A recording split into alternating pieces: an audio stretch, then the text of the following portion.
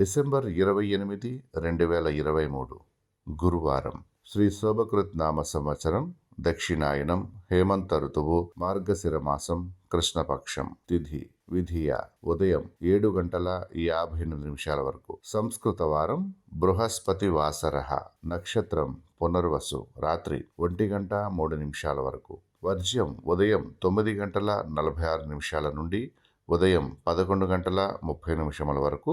దుర్ముహూర్తం ఉదయం 10:27 నుండి ఉదయం 11:11 వరకు. తిరిగి మధ్యాహ్నం 2:50 నుండి మధ్యాహ్నం 3:34 వరకు. రాహుకాలం మధ్యాహ్నం 1:39 నుండి మధ్యాహ్నం 3:02 వరకు.